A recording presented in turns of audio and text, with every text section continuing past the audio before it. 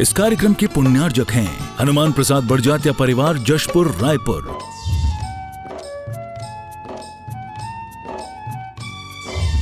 राजकुमार सुधा जैन, विनोद संजना जैन, दिलीप सीमा जैन, रासु शीतल, राहुल अदिति, पुष्पा विमल पांड्या इंदौर, स्नेहलता विकास काला जयपुर, ममता सुरेश सेठी कोलकाता, सानू अमित जैन सूरत, पूर्वा हर्ष हितांश पाटनी कोलकाता, सलोनी हर्षवर्धन जैन आगरा, वेदिका यश पाटनी नागपुर, रचित मौलिक जीनांश वांशिक धैर्य वंदित जैन।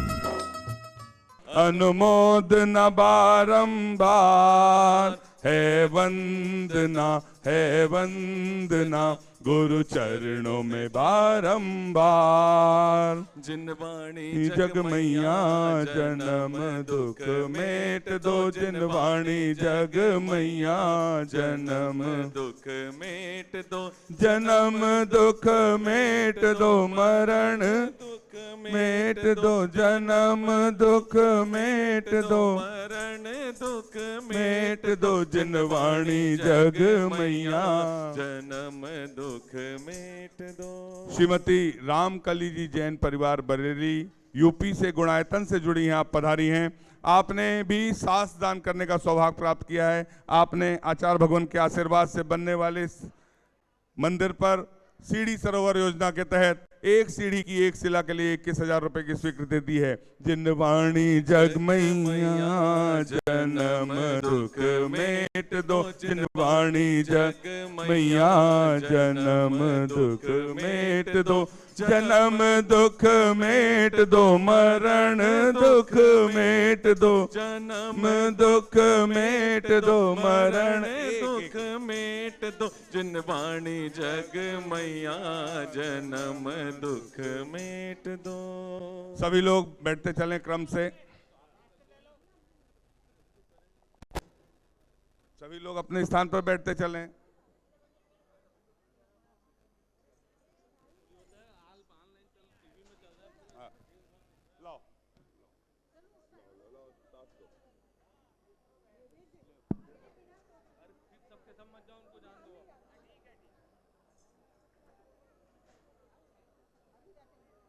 सामने आ जाइए, आप सब सामने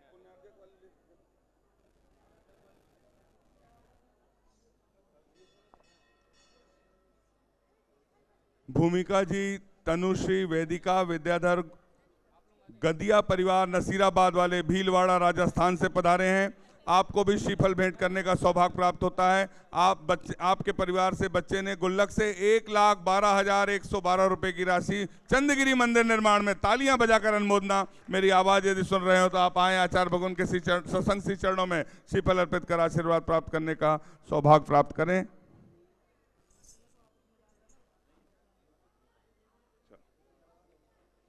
अभय कुमार जी, सनिल जी, प्रदीप जी, प्रिंस आस्था भोपाल से हैं। आप भी आए, श्रीफल भेंट करने का सौभाग्य प्राप्त करें।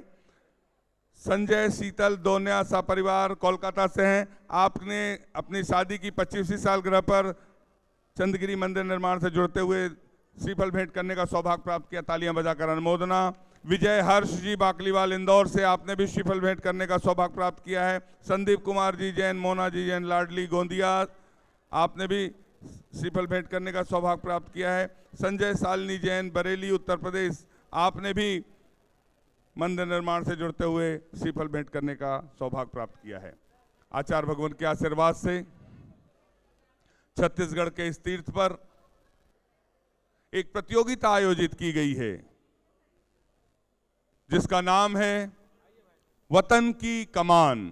एक बार सब मिलकर साथ बोलेंगे, उस प्रतियोगिता का नाम है वतन की। सभी लोगों से निवेदन है, जिसके नाम होते जा रहे हैं क्रमशः अपने स्थान पर बैठते जाएं। 2 लोग ही आना है। इतने सारे लोग क्यों आते हैं आप लोग?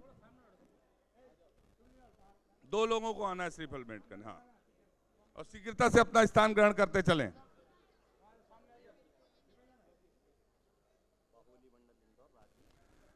अमित जी, राजीव जी, जिनेन्द्र जी, नरेंद्र गौरव जी बाहुबली मंडल इंदौर से पधारे हैं। आप भी आए, श्रीफल भेंट करने का सौभाग्य प्राप्त करें। जिनके नामों की घोषणा हो रही है, 2-2 व्यक्ति आएंगे। खड़े नहीं रहना है, शीघ्रता से अपना स्थान ग्रहण करें।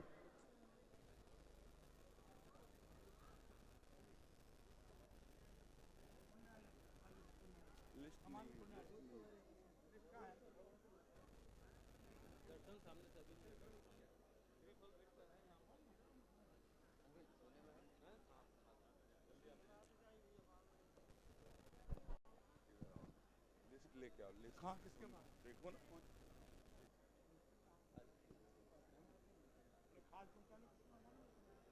लिस्ट है नहीं, इधर आओ ना यार, इधर आओ ना, तुम बोलते नहीं।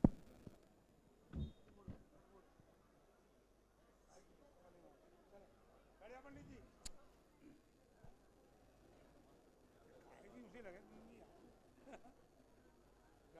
पीछे बैठ जाती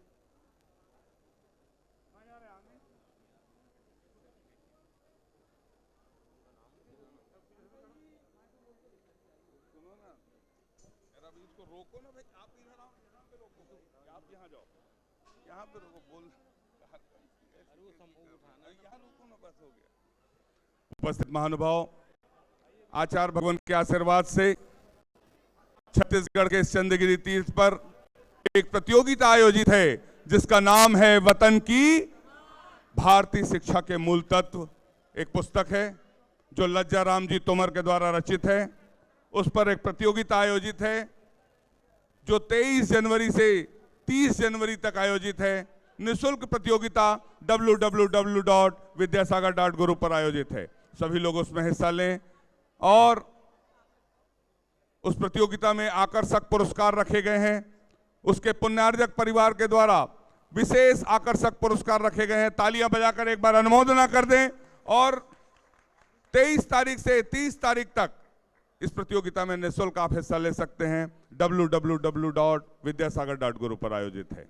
आप सभी महानुभाव से निवेदन, मेरा पुनः निवेदन, हम सभी को आचार्य भगवान की पूजन का सामूहिक सौभाग्य प्राप्त होगा। छत्तीसगढ़ के स्थिर, मेरी आवाज जहां तक जा रही है, आप सभी से निवेदन, बैठते चलें। बोलिए संत शिरोमणि आचार्य गुरुवर विद्यासागर जी महामुनि राज की।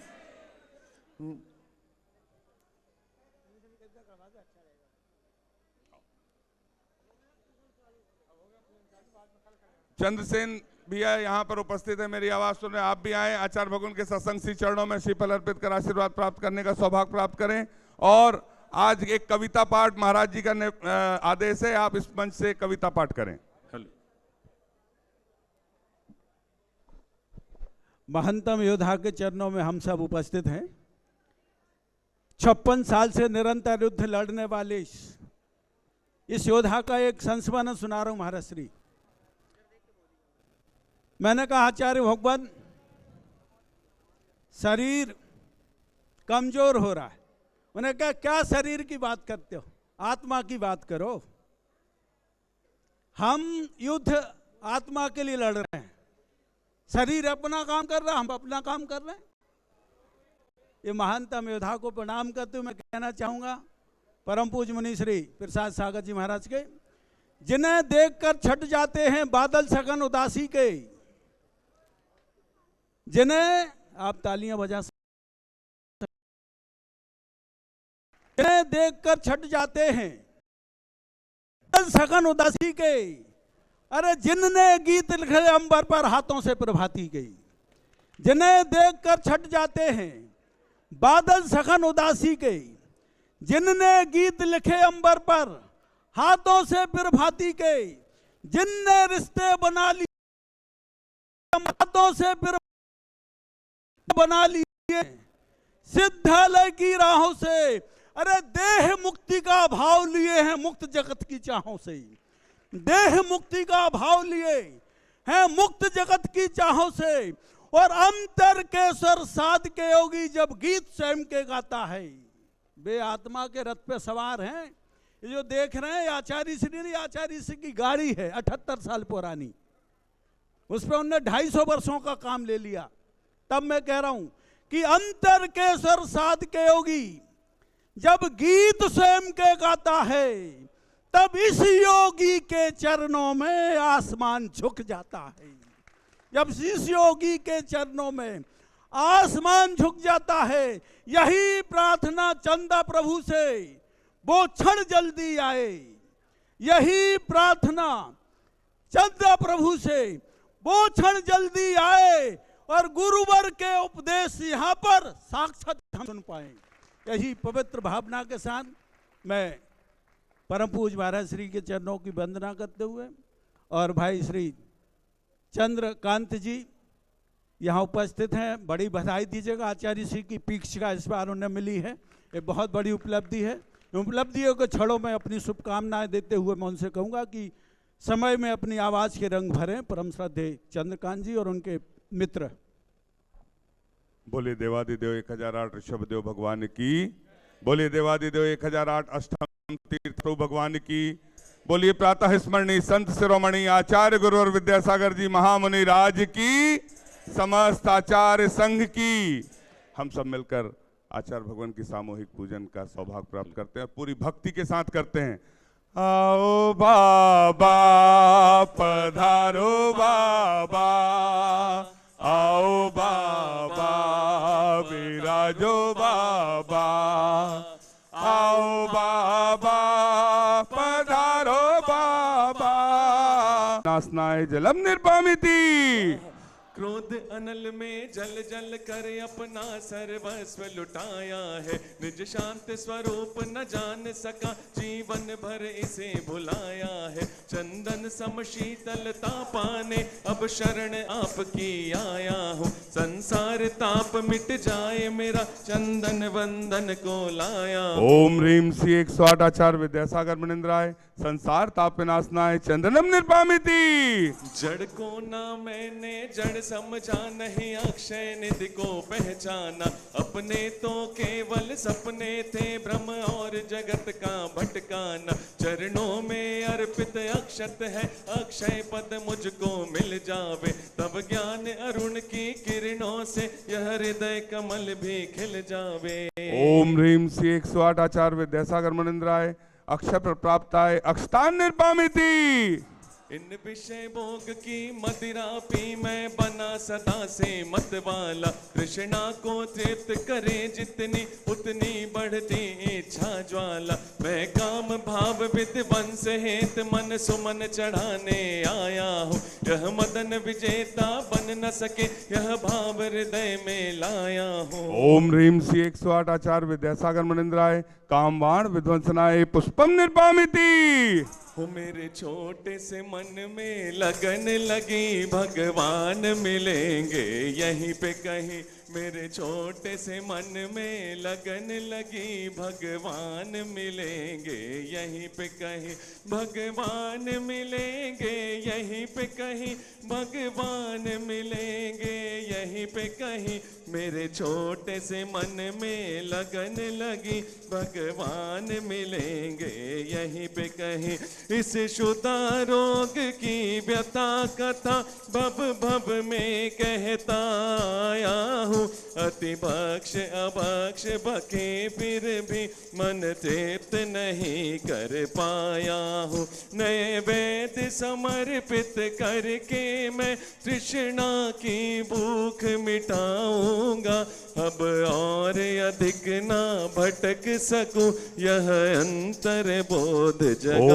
ओम ह्रीम श्री 108 आचार्य विद्यासागर मनिंद्राय, क्षुधारो विनाशनाय नैवेद्यम निर्पामिति। मोहांधकार से व्याकुल हो, निज को नहीं मैंने पहचाना। मैं राग द्वेष से लिप्त रहा, इस हाथ रहा बस पछताना। यह दीप समर्पित है गुरुवर मेरा, तम दूर भगा देना। तुम ज्ञान दीप की बाती से मम अंतर दीप जला देना। ओम ह्रीम श्री 108 आचार्य विद्यासागर मनिंद्राय, महामोहांधकार विनाशनाय दीपम निर्पामिति। मोहांधकार से व्याकुल हो, निज को नहीं मैंने पहचाना। इन अशुभ कर्म ने घेरा है, मैंने अब तक यह माना था। बस पाप कर्म तज पुण्य कर्म को चाह रहा अपनाना था। शुभ अशुभ कर्म सब रिपुदल है, मैं इन्हें जलाने आया हूँ। इसलिए आपके चरणों में यह धूप चढ़ाने ओम आया। ह्रीम श्री 108 आचार्य विद्यासागर मुनिंद्राय अष्टकम दहनाय धूपम निर्पामिति। भोगों को इतना भोगा कि खुद को ही भोग बना डाला। साध्य और साधक का अंतर मैंने आज मिटा डाला। मैं चिदानंद में लीन रहूं, पूजा का यह फल पाना है। पाना था जिसके द्वारा वह मिल बैठा मुझे ठिकाना। ओम ह्रीम श्री 108 आचार्य विद्यासागर मुनिंद्राय महामोक्ष प्राप्ताय फलम निर्पामिति। जग के भव को पा करके निश दिन कैसा अलमस्त रहा। चारों गतियों की ठोकर को खाने में ही अभ्यस्त रहा। मैं हूँ स्वतंत्र ज्ञाता दृष्टा, मेरा पर से क्या नाता है। कैसे अनर्ग पद पा जाऊं, यह अरुण भावना भाता है। भावों की निर्मल सरिता में अवगाहन करने आया हूँ। सबका सारा दुख दर्द हरो, यह ऐग भेटने आया हूँ। हे तपो मूर्ति हे आराधक, हे योगीश्वर हे महासंत, हे अरुण कामना देख सके युग युग तक आगामी। ओम ह्रीम श्री 108 आचार्य विद्यासागर मुनिंद्राय साक्षात छत्तीसगढ़ के चंद्रगिरी में विराजमान उनके पावन पुनीत चरणों में जय माला पूर्णार्घम निर्पामिति। बोलिए संत शिरोमणि आचार्य गुरुवर विद्यासागर जी महामुनि राज की। हम सभी अपने हाथों को जोड़ लें और आचार्य भगवान के सत्संग चरणों की ओर चलते हैं। निवेदन करते हैं, हे निर्यापक परमेष्ठी, अपनी अमृत पैवाणी से हमें कृतार्थ करने की अनुकंपा करें। हे भगवान नमोस्तु नमोस्तु नमोस्तु। नमो अरिहंताणं, नमो सिद्धाणं, नमो आयर्याणं, नमो उवध्यायाणं, नमो लोए सभ्यसाहूणं। डोंगरगढ़ के चंद्र प्रभु भगवान की, गुरु नाम गुरु आचार्य ज्ञान सागर जी महाराज की, मूक माटी रचयिता आचार्य परमेश्वरी गुरुदेव की, पूज्य निर्यापक मुनि श्री समय सागर जी, योग सागर जी, नियम सागर जी, सुधा सागर जी, समता सागर जी, अभय सागर जी महाराज की, मुनि श्री चंद्रप्रभु सागर जी व निरामय सागर जी महाराज की।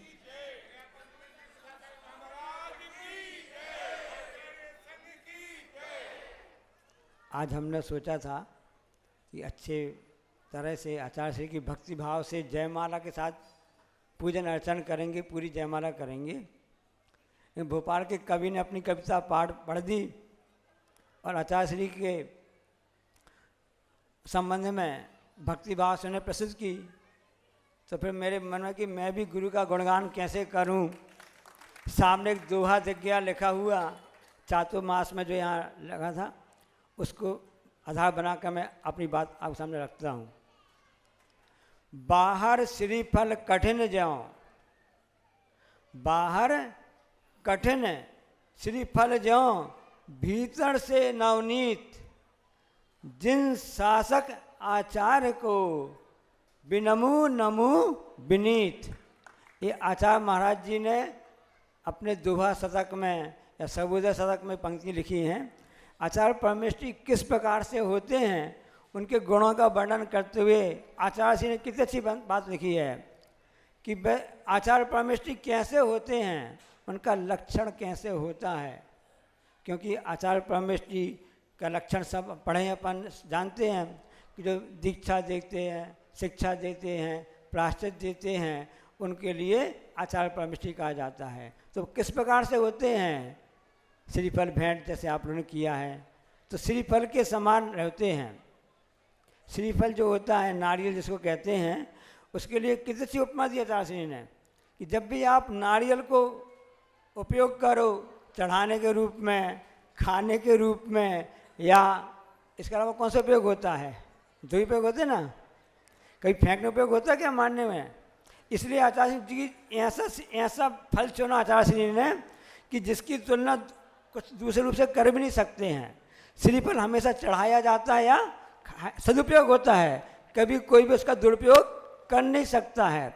उसकी नरेटिव भी होगी तो वो दही जमाने के काम आएगी, उसका जो जटा निकलती है वो भी दवाई के रूप में काम आती है, और यहाँ तक कि उसकी जटाएं वगैरह लेकर के, और जो गरीब लोग होते हैं उसका गद्दा वगैरह भी, क्योंकि उनका मखमल तो ले नहीं सकते हैं, वो फॉर्म तो ले नहीं सकते हैं, उन नारियल की जटाओं को ही गद्दा समझ करके उपयोग करते हैं, जो उनके लिए साधक होता है, उनके लिए उपयोगी होता है। श्रीफल एक ऐसी वस्तु है जो कहीं भी उसका दुरुपयोग नहीं हो सकता है। इसी प्रकार से आचार परमेष्टि की तुलना करते हुए आचार्य श्री ने क्या कहा है कि आचार परमेष्टि होते हैं श्रीफल के समान होते हैं, जो बाहर से तो कठोर होते हैं, अंदर से नवनीत यानी मुलायम होते हैं। ऐसी आचार परमेष्टि की परिभाषा आचार्य श्री ने की है। और आचार भक्ति में आचार्य श्री ने क्या लिखा है? उत्तम उत्तम भावों से जो भावित करते आत्म को, शरीर को नहीं। शरीर तो पुद्गल की पर्याय है, जड़ है, इसके निमित्त से धर्म की आराधना होती है, इसके निमित्त से धर्म सहायक होता है। और आचार्य श्री कहते हैं कि ज्ञान सागर महाराज जी कहते थे, आचार्य श्री के मुख से आपने सुना होगा, हमने सुना है कि ये शरीर तो टट्टू है। टट्टू मतलब जो घोड़ा आदि होते हैं ना, और जो होते हैं जिसमें सामान ले जाते हैं, खच्चर वगैरह, हाँ, ये टट्टू है। इसको इतना वेतन दो और इससे अपना काम लेते रहो। इसलिए हमेशा आचार परमेष्टि हमेशा उत्तम उत्तम भावों से अपनी आत्मा को भावित करते रहते हैं, क्योंकि आचार परमेष्टि का गुण है, अंदर से नवनीत होते हैं, बाहर से कठोर होते हैं, देखने में आता है, ऐसा होता नहीं है। क्योंकि आचार परमेष्टि पद में जो आसीन होता है उसको ऐसा करना पड़ता है। शिष्यों को दीक्षा तो दे दी, शिक्षा कैसे दी जाएगी? जब छोटे में पढ़ते थे ना, स्कूल में थे ना, कि क्या शिक्षक मारे धम धम और विद्या आए छम छम। तो ऐसे अपने आचार्य विद्यासागर महाराज जी हैं कि वो तो ऊपर से कठोर दिखते हैं, हम सबको लगता है, अंदर से नवनीत है, क्योंकि आचार परमेष्टि का लक्षण ही इस प्रकार से हैं। ये प्रवचन की बात हो गई। अब एक कथानक बताते हैं, आप लोग प्रवचन सुनने के लिए बैठे हैं, और एक संत महात्मा वहाँ पर पहुँचे, गांव में पहुँचे, और उन्होंने कही अरे आज तो बड़े पुण्य से कोई संत महात्मा आए हैं, इनके प्रवचन का लाभ मिलेगा। अब सबने निवेदन किया कि बाबा जी आप प्रवचन के लिए पहुँचो। अब उन्होंने प्रवचन क्या करना है, उस आता जाता कुछ है नहीं है, अब क्या करें? अब सब लोग बाबा कह रहे हैं, कई दिन से निवेदन कर रहे हैं, एक दिन 3-4 दिन 5 हो गए। अब लोग की भावना उन्होंने समझी, वो आके फिर बैठ गए, चलो लोग कह रहे हैं। उन्होंने प्रश्न पूछा, क्यों भाई आप लोग इस धर्म की बात जानते हो, कुछ समझते हो, कुछ जानते हो? अरे महाराज जी समझते हो तो हम कैसे क्यों आपसे निवेदन करते कि हम कछु प्रवचन सुना दो। प्रवचन और प्रवचन में बहुत अंतर है। विस्प्रकृष्ट रूप से जो वचन होते हैं वो प्रवचन कहलाते हैं, लेकिन आजकल तो प्रवचन कम प्रवचन ज़्यादा होते हैं। दूसरों की निंदा बुराई वाली बात, क्रिटिसाइज वाली बात, चाहे नेता हो कोई भी हो, सभी के लिए हो, बस कह रहे हैं ना, इसकी ज़्यादा बात होने लगी है। तो उन्होंने कहा कि महाराज जी बाबा जी यदि हम जानते होते धर्म की बात तो हम क्यों आपके साथ निवेदन करते, क्यों करते हैं? तो उन्होंने कहा जब कुछ जो जानते नहीं हो तो आप लोग को बताने से मतलब क्या है? अब आप लोग तो खुद समझदार हो। अब वो उड़ करके चले गए। अब गांव वाले सीधे साधे थे, उन्हें तो गड़बड़ हो गया। अब कल अपन प्रवचन के लिए फिर निवेदन करेंगे, उनसे कहेंगे कि ऐसा करो कि महाराज जी, सब लोग बोल देंगे हम लोग सब जानते हैं, हमको सब कुछ धर्म की बातें मालूम है, आप तो प्रवचन करिए। तो फिर उसमें आ गए। तो फिर उन्होंने पूछा भाई आप लोग जानते हो क्या? हाँ महाराज हम सब जानते हैं, सब धर्म की बातें जानते हैं। अब आप सब जानते हो तो काय के लिए प्रवचन? तो वो उसके उठ के वो भी चले गए। अब फिर गांव वालों ने विचार किया, ये तो बड़ा गड़बड़ हो गया। अब ऐसा कहा था तो भी ऐसा हो गया, हाँ कहा था तो भी गड़बड़ हो गया। अब फिर अपन स्कीम लगाते हैं। उन्होंने कहा ऐसा करते हैं, आधे लोग कहेंगे हम लोग नहीं जानते हैं और आधे लोग कहेंगे कि हम लोग धर्म की बात जानते हैं, ऐसा कह देंगे। फिर उनको बड़ा मिन्नत करके भैया आप पधारो, आओ आओ भाई आप पधारिए, आप कुछ तो प्रवचन दे दीजिए। तो महाराज जी संत बाबा फिर आ गए। फिर उनसे उन्हें पूछा क्या भाई आप लोग जानते हो? उन्होंने सबसे पहले सेटिंग कर ली थी, अपने ऐसा बोलेंगे तो कम से कम जो जानते हैं उनको नहीं सुनाएंगे, जो नहीं जानते उनको सुना देंगे, इसमें में से हमको प्रवचन का लाभ तो मिल जाएगा। उनसे पूछा गया तो आधे लोग खड़े हो गए कि बाबा जी हम लोग धर्म की बात कुछ भी नहीं जानते हैं।